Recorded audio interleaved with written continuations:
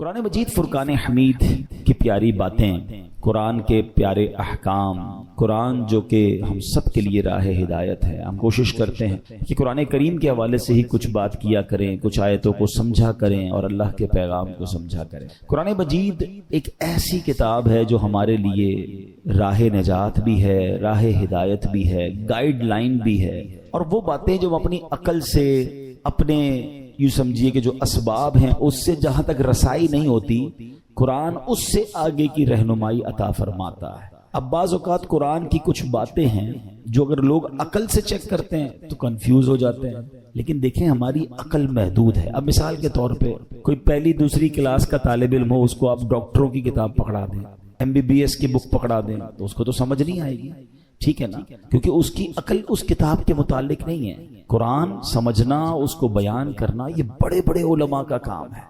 تو ہمیں قرآن پاک جب بھی پڑھنا ہے، اس کا ترجمہ اور اس کی تفسیر عاشقان رسول جو علماء ہیں ان کی تفسیر اور بڑے بڑے ائمہ کے اقوال سے سمجھنا ہوگا۔ عقل کے گھوڑے دوڑاتے ہیں اور قرآن کو موجودہ معاملات سے جب کمپیئر کرنے جاتے ہیں تو کچھ لوگ ٹھوکر کھا جاتے ہیں۔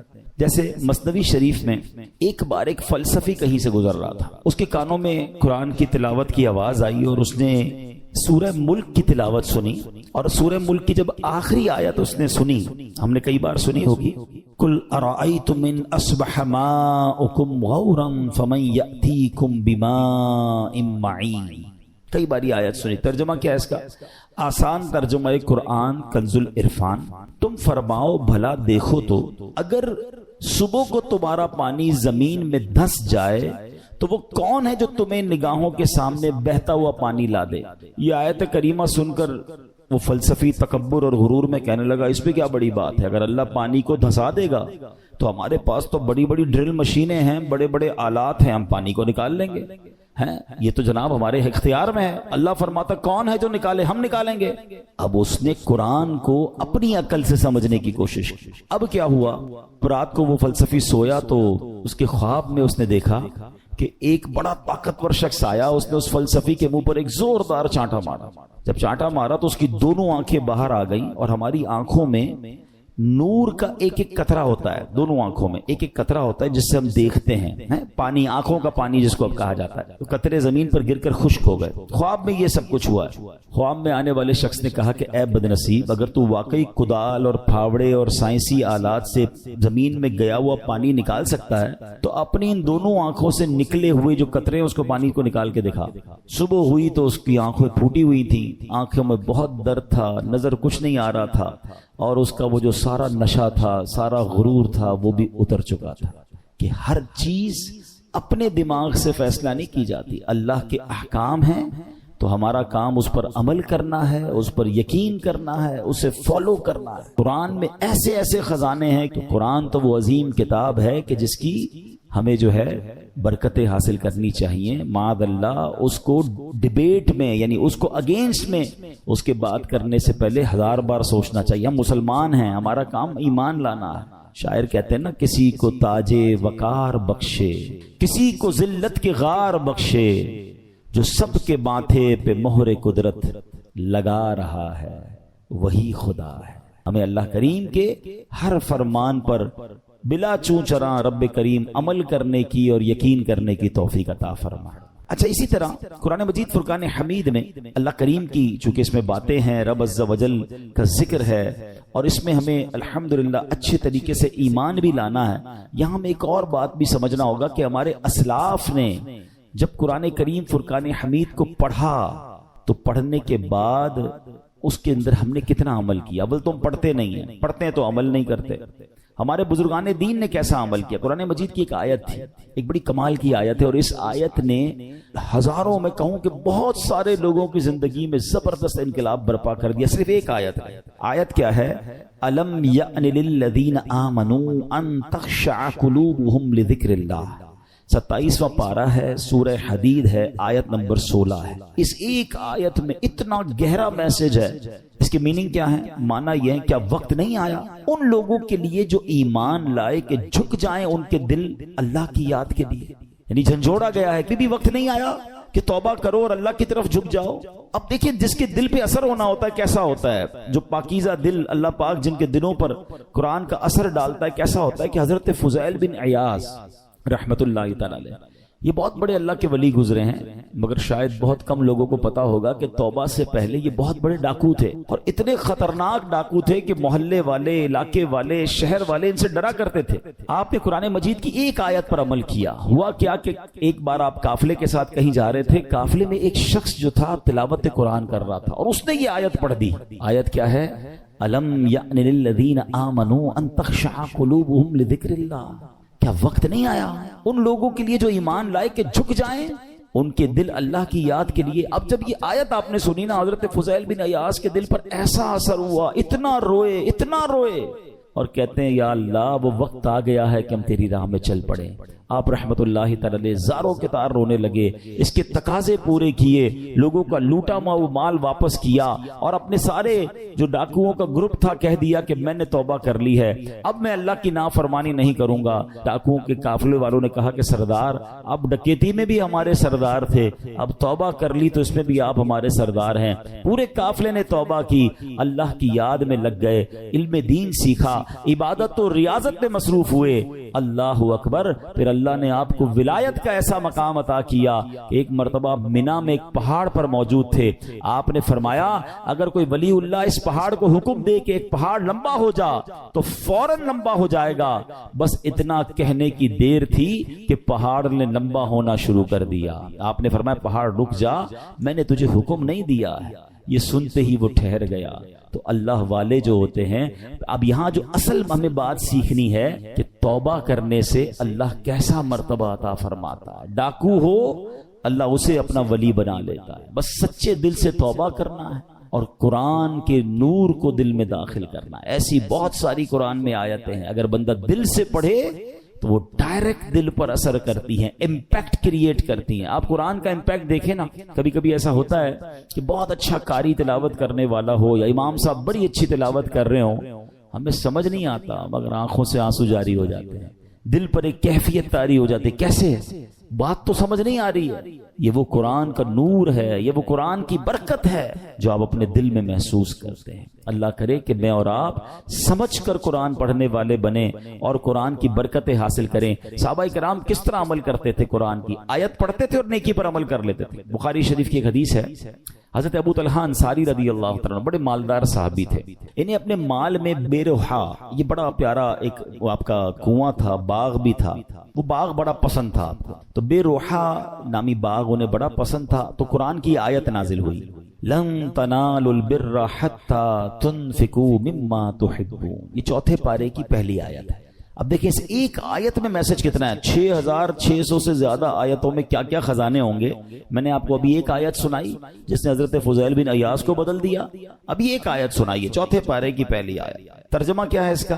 تم ہرگز بھلائی کو نہیں پا سکو گے جب تک راہ خدا میں اپنی پیاری چیز خرچ نہ کرو. کیا شاندار میسج ہے. اگر بھلائی چاہیے تو اللہ کی راہ میں بیسٹ خرچ کرنا ہے, گھٹیا نہیں. اچھا انہوں نے پڑھی یہ آیت, ابھی نازل ہوئی, ابھی پڑھی, فوراً نبی پاک کی بارگاہ میں حاضر ہوئے, کہتے حضور بے روحا جو ہے نا باغ مجھے بڑا پسند ہے. اللہ نے فرمایا ہے بھلائی جب ملے گی جب بہترین چیز خرچ کرو گے. حضور میں اپنا یہ پورا باغ ہی راہ خدا میں خرچ کرتا ہوں, صدقہ کرتا ہوں. ادھر آیت پڑھی, ادھر عمل شروع. ہم نہ جانے کتنے بیان سنتے ہیں, کتنی آیتیں پڑھتے ہیں, کتنا قرآن پڑھتے ہیں, عمل کدھر ہے؟ تو یہ وہ لوگ تھے جو قرآن پڑھتے تھے اور فوراً اس پر عمل کرنا شروع کرتے تھے. اور پھر اللہ نے ان کو کیسا مرتبہ عطا فرمایا. اے میرے پیارے اسلامی بھائیوں, قرآن سے محبت کیجیے, قرآن سے دوستی کیجیے. حدیث پاک میں آتا ہے جس کا مضمون ہے وہ دل ویران ہے جس میں کچھ قرآن نہیں ہے. ہم چیک کریں ہمارے سینوں میں کتنا قرآن ہے. میں آج آپ کو ایک ایسی روایت سنانے جا رہا ہوں کہ جب بھی پڑھتے ہیں نا یا اس کو سنتے ہیں, کہتے ہیں نا وہ رونگٹے کھڑے ہو جاتے ہیں. یہ تورات شریف میں روایت ہے کہ اللہ پاک ارشاد فرماتا ہے, اے میرے بندے کیا تجھے مجھ سے حیا نہیں آتی کہ تو راستے میں چل رہا ہوتا ہے, تیرے پاس اپنے کسی بھائی کا خط آتا ہے تو تو راستے سے ہٹ جاتا ہے, بیٹھ کر اس کے ایک ایک حرف کو غور سے پڑھتا, یہاں تک کہ اس کا کوئی لفظ نہیں چھوڑتا, جبکہ میری کتاب میں نے تیری طرف نازل کی. دیکھ اس میں تیرے لیے کتنی تفصیل ہے. میں نے کتنی بار تجھے سمجھایا تاکہ تو اس پہ غور کرے، پھر بھی تو اس سے منہ پھیرتا ہے۔ کیا میرا مرتبہ تیرے نزدیک تیرے بھائیوں سے بھی کم ہے؟ اب آج کے دور میں ذرا سمجھیے گا، کہیں جائے بلکہ نماز پڑھ رہے ہو، ابھی مسجد میں ہمارے موبائل پر میسج آیا، میسج آنے کی ٹیون آئے، بیل بجے، واٹس ایپ آیا ہے، پتہ چل گیا ہے، اب دل میں خیال آنا شروع ہوگا، پتہ نہیں کس کا ہوگا، کیا لکھا ہوگا، کیا پیغام ہوگا، جلدی سے موبائل نکالو، چیک کرو، مس نہ ہو جائے۔ کال آئی ہے، فوراً دیکھیں گے کس کی آئی ہے، غور کیجئے۔ اللہ فرما رہا ہے کتنی حقیقت بات ہے کہ ہم مسجد میں، نماز میں، سفر میں، ٹریول میں میسج آئے چھوڑتے نہیں۔ یہی تو بات تورات میں فرمائی نا کہ تیرے بھائی کا تیرے پاس خط آیا، پیغام آیا، تو اس راستے سے رک جاتا ہے، ایک ایک حرف بغور پڑتا ہے، اور میں نے جو تجھ پر کتاب نازل کی تیرے پاس اس کے لیے ٹائم نہیں ہے۔ کتنی ہدایت کی باتیں ہیں، کتنا تجھے اس میں سمجھایا ہے، کتنا تجھے بتایا ہے۔ پھر اگلا جملہ جو آخری جملہ ہے نا، وہ ہلا دیتا ہے۔ یہ رب فرماتا ہے کہ میرا مرتبہ تیرے نزدیک تیرے بھائیوں سے بھی کم ہے، ہماری فیملی سے بھی کم۔ ہمارے پاس اللہ کا مرتبہ ہو گیا، معاذ اللہ، فیملی کا میسج مس نہیں کرتے، باس کا میسج مس نہیں کرتے، دوستوں کا میسج مس نہیں کرتے، رات کو آدھی رات کو اٹھ کر بھی موبائل چیک کرتے ہیں۔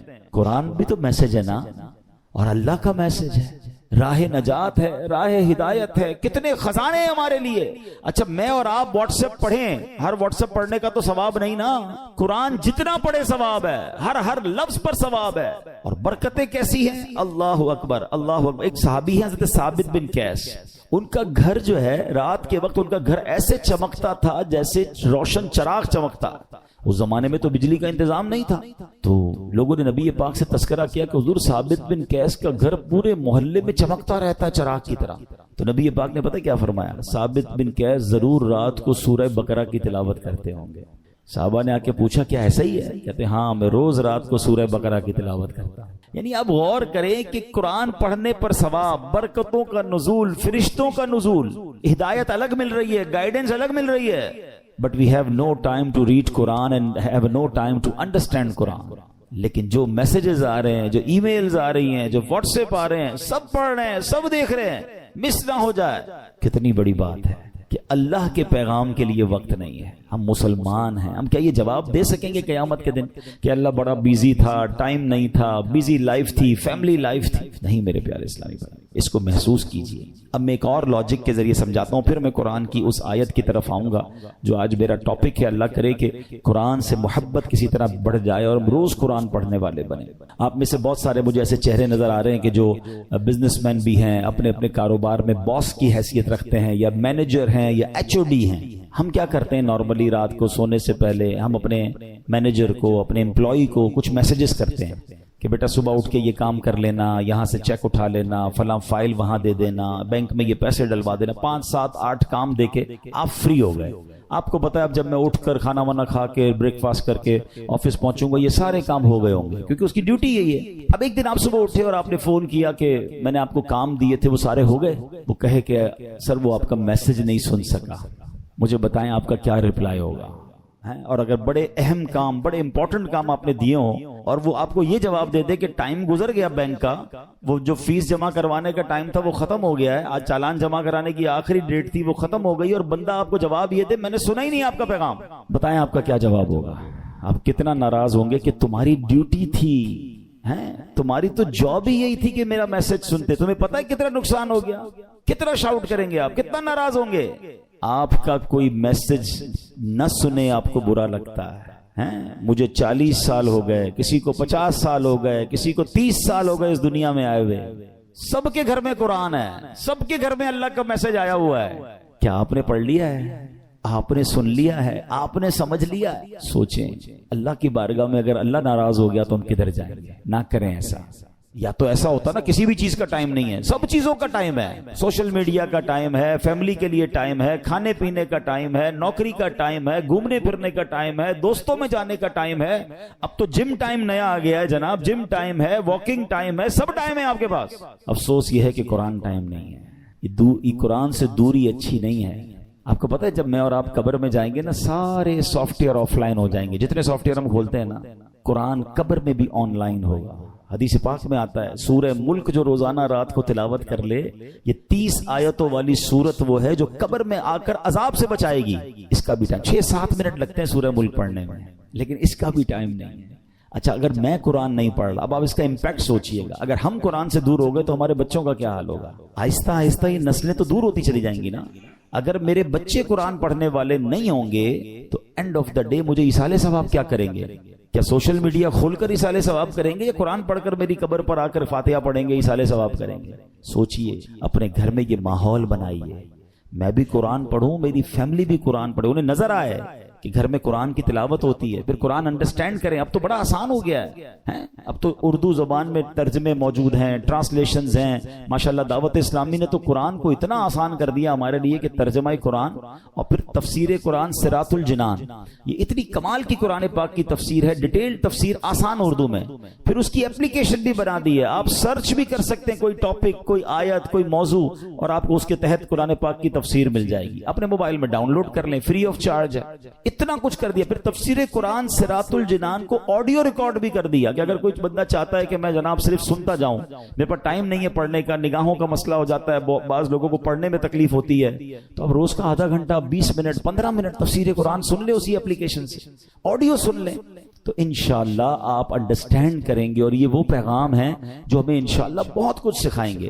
تو آج میں قرآن پاک کی ایک ایسی آیت، الحمدللہ ہم یہ بھی کوشش کرتے ہیں کہ جس میں ہم قرآن پاک کی ان آیتوں کا ذکر کریں کہ جس میں اللہ نے براہ راست مومنوں سے بات کی ہے. اے ایمان والو کہہ کر، او یو بلیورز، یا ایھا الذین آمنو. یاد رکھیے گا ویسے تو more than 6000 آیات ہیں قرآن میں، مگر 89 آیتیں وہ ہیں جس میں ڈائریکٹلی مجھ سے اور آپ سے اللہ نے بات کی ہے. پیارے بھائیوں کم از کم وہ 89 آیتیں تو پڑھ لیں کہ اللہ نے مجھے کہا کیا ہے، حکم کیا دیا ہے، آرڈر کیا دیا ہے. اب انہی میں سے ایک آیت آج میں تلاوت کر رہا ہوں. یہ پارہ نمبر 4 ہے، سورہ آل عمران ہے اور آیت نمبر 200.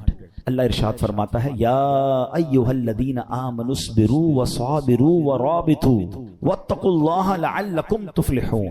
ترجمہ قرآن، اے ایمان والو صبر کرو اور صبر میں دشمنوں سے آگے رہو اور اسلامی سرحد کی نگہبانی کرو اور اللہ سے ڈرتے رہو اس امید پر کہ تم کامیاب ہو جاؤ. اس میں 2-3 بڑے پیارے میسج ہیں. اس آیت میں ارشاد فرمایا، اے ایمان والو نیکیاں کرنے، گناہوں سے بچنے کی مشقت، دنیاوی مصیبتوں اور آفتوں پر صبر کرو اور جنگ کی سختیوں کے موقع پر صبر کرنے میں کفار پر غالب رہو. صبر و استقامت میں ان سے کمتر ثابت نہ ہونا اور اسلامی سرحد پر اپنے جسموں اور گھوڑوں کو کفار سے جہاد کے لیے تیار رکھو. اللہ تعالیٰ کی اطاعت پر کمر بستہ رہو اور تمام احوال میں اللہ تعالیٰ سے ڈرتے رہو اور اس امید پر کہ تم جہنم سے نجات پا کر جنت حاصل کرنے میں کامیاب ہو جاؤ. اب یہاں میرے پیارے اسلام میں کچھ الفاظ کے ذرا تفصیل سے معنی. صبر اور مصابرہ کا معنی، صبر کا معنی ہے نفس کو اس چیز سے روکنا جو شریعت اور عقل کے تقاضوں کے مطابق نہ ہو، اور مصابرہ کا معنی ہے دوسروں کی ایذا رسانیوں پر، کوئی تکلیف پہنچائے تو اس پر صبر کرنا. یاد رہے صبر کی 3 قسمیں ہیں. نیکیوں میں صبر، جیسے بعض اوقات انسان نیکی کرتا ہے تو اس کو تکلیف ہوتی ہے، مشکل ہو رہی ہوتی ہے، فجر کے لیے اٹھنا ہے، نیکی کی دعوت دے رہا ہے تو کوئی مخالفت کر رہا ہوتا ہے، دین کا کام کر رہا ہوتا ہے تو رکاوٹیں آ رہی ہوتی ہیں. تو نیکی کرنے میں جو تکلیف ہو اس پر صبر کرنا، یہ ایک صبر کی قسم ہے. دوسرا ممنوعات سے بچنے کی مشقت پر صبر، جیسے گناہ کرنے کو جی چاہ رہا ہے، گناہ کرنا آسان ہو گیا ہے، موقع مل رہا ہے اور انسان اب کوئی روکنے والا بھی نہیں ہے، اب وہ صبر کر رہا ہے، اب وہ اپنے آپ کو روک رہا ہے. مال آگے آ رہا ہے، حرام روزی نظر آ رہی ہے، چانس مل رہا ہے، چوری کرنے کا چانس مل رہا ہے، دھوکہ دینے کا چانس مل رہا ہے، ایک ڈیل آئی ہے جناب جس میں بڑے پیسے ہیں، تھوڑا سا گڑبڑ کرنی ہے، یہ صبر کرنا ہے. یہ صبر اللہ کو بڑا پسند ہے. ہاں، اس پر صبر کرنا یہ بھی صبر کی قسم ہے. اور آپ نے قرآن کی وہ آیت یاد رکھنی ہے کہ ان اللہ مع الصابرین، اللہ صبر کرنے والوں کے ساتھ. ہم لوگ بعض اوقات سمجھتے ہیں کہ جو مار پڑتی ہے، جھگڑا ہوتا ہے، بیماری ہو جاتی ہے، اسی پر صبر. یقیناً یہ بھی صبر کی ایک قسم ہے. تیسری قسم بھی یہی ہے کہ دنیا کی مصیبتوں اور آفتوں پر صبر کرنا. لیکن جو پہلی 2 قسمیں ہیں نا، یہ بھی صبر ہی ہے اور بڑا کمال کا صبر ہے کہ نیکی کرنے میں مشکل ہو رہی ہے، بندہ صبر کر رہا ہے مگر نیکی کیے جا رہا ہے. ہیں بعض اوقات روزہ رکھتے ہیں تکلیف ہوتی ہے, مشقت والا کام بھی ہے, پھر بھی روزہ رکھ رہے رمضان کا, صبر کر رہے ہیں نا, یہ بھی صبر کرنے والا ہے. گناہ کا موقع مل رہا ہے, گناہ نہیں کر رہا, رک رہا ہے, یہ بھی صبر کرنے والا ہے. تکلیف آ گئی, آفت آ گئی, مصیبت آ گئی, اللہ کی رضا پر راضی ہے, صبر کر رہا ہے, یہ بھی صبر کرنے والا ہے. اچھا, اب اس میں ورابطو, قرآن میں ایک اور لفظ ذکر ہوا اس آیت میں. اس لفظ کے مفہوم پر مفسرین نے کافی تفصیلی کلام کیا, جس کا خلاصہ یہ ہے کہ لفظ ورابطو کے دو معنی ہو سکتے ہیں. سرحد پر اپنے جسموں اور گھوڑوں کو کفار سے جہاد کے لیے تیار رکھو. نمبر 2, اللہ تعالیٰ کی اطاعت پر کمر بستہ رہو. تو جو لوگ سرحدوں کی, اسلامی سرحدوں کی حفاظت کرتے ہیں, اپنی جان جوکھوں میں ڈالتے ہیں, شہید ہو جاتے ہیں, اپنا سب کچھ لٹا دیتے ہیں, ان کے بڑے مرتبے قرآن میں بیان ہوئے, اور اس کی تو بڑی فضیلتیں ہیں. سبحان اللہ. یاد رکھیے کہ اسلامی ملک کی بقا, مسلمانوں کی حفاظت, دین کی سربلندی, اسلام کی قوت کا اظہار, لوگوں کے حقوق کا تحفظ, پیغام الہی کے لیے تبلیغ, کفر کی راہ میں رکاوٹ اور اس کی روک تھام میں اسلامی ملک کی سرحدوں کی حفاظت کا بہت عمل دخل ہے. حضرت سہل بن سعد ساعدی رضی اللہ تعالیٰ عنہ فرماتے ہیں کہ سرکار دو عالم علیہ الصلوۃ والسلام نے ارشاد فرمایا, راہ خدا میں ایک دن سرحد کی نگہبانی کرنا دنیا و ما فیہا سے بہتر ہے. یعنی دنیا اور اس کے اندر جو کچھ ہے اس سب سے بہتر یہ ہے کہ اللہ کی راہ میں اسلامی سرحدوں کی حفاظت کی جائے. تو اخلاص کے ساتھ جو یہ کام کرتے ہیں ان کے بڑے مرتبے ہوتے ہیں. حضرت سلمان رضی اللہ تعالیٰ سے روایت ہے, نبی پاک علیہ الصلوۃ والسلام نے ارشاد فرمایا, ایک دن اور ایک رات سرحد کی حفاظت کرنا ایک مہینے کے روزوں اور قیام سے بہتر ہے. حفاظت کرنے والا اگر مر گیا تو اس کے اس عمل کا اجر جاری رہے گا اور وہ فتنہ قبر سے محفوظ رہے گا. تو یہ نصیب والوں کا حصہ ہوتا ہے. ٹھیک ہے, اب ہم نے دو باتیں اس آیت سے سیکھی کہ ایک صبر کرنا ہے, مصیبت آئے تو صبر کرنا ہے, نیکیاں مشکل لگ رہی ہیں پھر بھی نیکیاں کرنی ہے, فرض پورا کرنا ہے, صبر کرنا ہے. اور اسی طرح گناہ کرنے کا موقع مل رہا ہے, چانس مل رہا ہے, بڑھ کر گناہ آ رہا ہے, اپنے آپ کو روکنا ہے, صبر کرنا ہے. یہ سب صبر میں شامل ہے. اور پھر ہم نے اسلامی سرحدوں کی حفاظت کے بارے میں سنا. اسی طرح میرے پیارے اسلامی بھائیوں, نبی پاک نے ایک بار صحابہ کرام سے فرمایا, تمہیں ایسی چیز نہ بتا دوں جس کے سبب اللہ تعالیٰ خطائیں مٹا دے اور درجات بلند کرے؟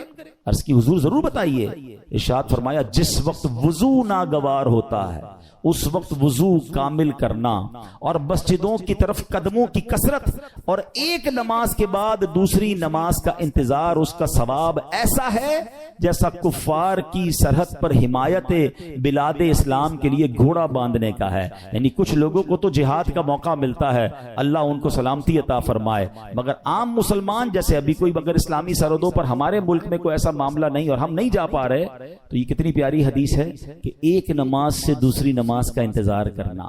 جب وضو مشکل ہو اس وقت وضو کرنا. سردیوں میں بعض اوقات وضو مشکل ہو جاتا ہے. مسجدوں کی طرف قدم رکھ چلنا, تو آقا فرماتے ہیں اس کا ثواب ایسا ہے کہ کفار کی سرحد پر حمایت بلاد اسلام کے لیے گھوڑا باندھنے کا. تو اے میرے پیارے اسلامی بھائیوں, قرآن پاک کی آیتوں میں ہم سب کے لیے بہت سارے میسج ہیں.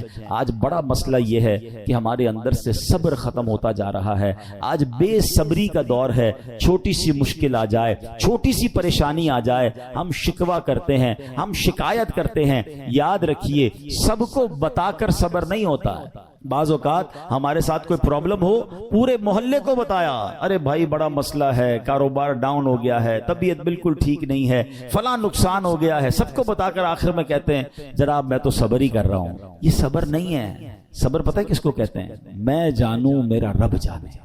ہاں, کسی کو پتہ نہ چلے. ہم ایک جملہ بڑا شوق سے کہہ رہے ہوتے ہیں, کافی لوگوں کے منہ پر یہ جملہ ایک محاورے کے طور پر آ گیا ہے کہ اللہ پاک آپ کو صبر جمیل عطا فرمائے, صبر جمیل پر اجر عظیم عطا فرمائے. ان کو کبھی روک کے پوچھے حضرت صبر جمیل کہتے کس کو ہیں, تو ہمیں شاید یہ نہیں پتا ہے. ہم شاید کسی جمیل بھائی کا صبر سمجھ رہے ہیں. یہ جمیل بھائی کا صبر نہیں ہے. صبر جمیل کی ڈیفینیشن لکھی ہے کتابوں میں. صبر جمیل یہ ہے کہ دو بندے ہوں, ایک پریشان ہے اور ایک بالکل خوشحال ہے. آپ کو دونوں کو دیکھ کر پتہ نہ چلے کہ پریشان کون ہے, میرا چہرہ بھی نہ بتائے. اچھا ہم زبان سے نہیں بتاتے, چہرے سے پتہ چل جاتا ہے, بھائی خیر تو ہے آج آپ کی طبیعت, آپ کا منہ اترا ہوا ہے, تو ہاں بس یار وہ فلاں مسئلہ ہو گیا. نہیں, کسی کو پتہ ہی نہ چلے. صبر یہ جو جس صبر کو سبحان اللہ جس کی برکتیں ہیں نا, پھر دیکھیں غیب سے کیسے مدد آتی ہے. سورہ فاتحہ 100 مرتبہ پڑھ کر جو دعا مانگی جائے وہ قبول ہوتی ہے۔ سورہ بقرہ کی تلاوت سے شیطان گھر سے بھاگ جاتا ہے۔ آیت الکرسی پڑھنے سے محتاجی دور ہوتی ہے۔ سورہ کہف کو ہمیشہ پڑھنے والا دجال کے فتنوں سے محفوظ رہے گا۔ والدین کی قبر پر ہر جمعہ سورہ یاسین کی تلاوت کرنے سے اس کی حروف کی تعداد کے برابر ان کے گناہ بخش دیے جاتے ہیں۔ سورہ الدخان پڑھنے سے مشکل دور ہوتی ہے۔ جو قریب المرگ ہو اس پر سورہ جاسیہ کا دم کرنے سے خاتمہ بالخیر ہوتا ہے۔ سورہ حجرات کا پڑھنا اور دم کر کے پینا گھر میں خیر و برکت کے لیے مفید ہے۔ سورہ قاف پڑھنے سے جو باغ ہوتے ہیں ان کے پھلوں میں کثرت ہوتی ہے۔ سبحان اللہ۔ سورہ رحمان 11 بار پڑھنے سے تمام مقاصد پورے ہوتے ہیں۔ سورہ واقعہ جو شخص روزانہ پڑھے گا اسے کبھی فاقہ نہ ہوگا۔ سورہ ملک کو ہر رات پڑھنے والا عذاب قبر سے محفوظ رہے گا۔ سورہ مزمل کو 11 بار پڑھنے سے ہر مشکل آسان ہو جاتی ہے۔ سورہ مدثر کو پڑھ کر حفظ قرآن کی دعا مانگنے سے قرآن کریم کا یاد کرنا آسان ہو جاتا ہے۔ جو بچے حفظ کر رہے ہیں ان کے لیے زبردست وظیفہ ہے۔ سورہ النازعات پڑھنے سے جاں کنی کی تکلیف نہیں ہوگی۔ سورہ ضحیٰ پڑھنے سے بھاگا ہوا آدمی واپس آ جائے گا۔ سورہ علم نشرح کو جس مال پر پڑھ دیا جائے اس میں خوب برکت ہوتی ہے۔ سورہ تین والتین والزیتون جو ہے 3 مرتبہ پڑھنے سے اخلاق و کردار بہتر ہوتے ہیں۔ سورہ علق میں جوڑوں کے درد کا علاج ہے۔ سورہ قدر جو صبح و شام پڑھے اللہ عز و جل اس کی عزت بڑھا دے گا۔ سورہ بینہ برس اور یرکان کا علاج ہے۔ جس آدمی یا جانور کو نظر لگی ہو اس پر سورہ عادیات کا دم مفید ہے۔ سورہ قارعہ پڑھنے سے بلاؤں سے حفاظت رہتی ہے۔ سورہ تکاثر کو 300 بار پڑھنے سے جلد قرض ادا ہو جاتا ہے۔ کئی لوگ کہتے ہیں جناب قرض بہت ہے، چلے قرآن کا وظیفہ لے لیں، الہاکم التکاثر، یہ جو سورت ہے 300 بار پڑھنے سے بہت جلد قرض اتر جاتا ہے۔ سورہ عصر پڑھنے سے غم دور ہو جاتا ہے۔ سورہ ہمزہ اور سورہ فیل دشمن کے شر سے حفاظت کے لیے، اور سورہ قریش جان کی حفاظت کے لیے بڑی مجرب ہے، بڑا کمال کا وظیفہ ہے۔ سورہ ماعون بڑی مشکل کے وقت میں پڑھنا بہت مفید ہے۔ سورہ کوثر کی تلاوت سے بے اولاد صاحب اولاد ہو جاتا ہے۔ کئی بے اولاد بھی وظائف مانگ رہے ہوتے ہیں۔ سورہ کافرون 1/4 قرآن کے برابر ہے۔ سورہ زلزال نصف قرآن کے برابر ہے۔ سورہ اخلاص 1/3 قرآن کے برابر ہے، اور سورہ فلق اور سورہ ناس سے جن اور شیطان اور حاسدوں کے شر سے حفاظت رہتی ہے۔ پھر کیوں نہ ہم قرآن سے دوستی کر لیں، کیوں نہ قرآن کو اپنا ورد بنا لیں۔